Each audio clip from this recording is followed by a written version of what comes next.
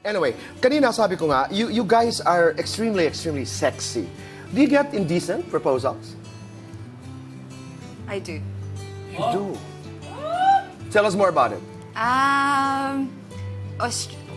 To be honest, wherever I go, Australia or Hong Kong or Philippines, I do get it. I don't know. Because of your dancing? Because of the way you are? I think the way I The way am. you are. Opo. Okay. How is it done? Sorry, I mean, to... As in... Sorry to probe, sabi ko. Yes, go ahead. As in, for example, medyo subtle pa nga eh. As in, what do you want in life? You know, I can give you whatever you want as long as you're gonna be with me, blah, blah, blah. Pero blah, ligaw talaga. I mean, hindi ligaw. In a sense, They're sinasabi. trying. They're Oo. trying to para magmukhang ligaw, but Okay. yeah. Zeus, ikaw? Meron din po. Siyempre po, yung parang yung mga gay po na nagpo-propose po sa akin ng mga ganun. Pero ginagalang ko naman po yung Sandali. kasi... Paano? I wanna know.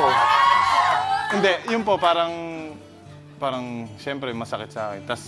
Pero Anong masakit sa'yo?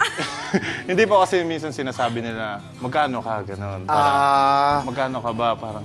Hindi, Opo. ibig sabihin, walang paggalang. Opo. Okay. Pero ginagalang ko naman po kasi sila naman po yan. Hindi ko naman po parang binabastos na, hindi, ganyan. Parang hindi ko na lang po pinapansin. We'll talk about it more in future interviews. Pero are you comfortable na pag kayo, yun nga, yung nagsasayaw, naglalakad dito sa studio, halimbawa, merong pagnanasa? Kanina lang, when they were talking about Zeus and Dawn, iba, ooh. You guys okay with that?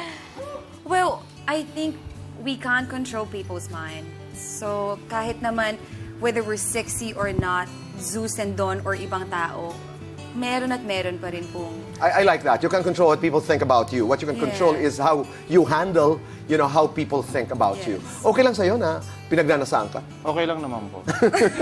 Gusto ko yung okay naman. Tonight, we'll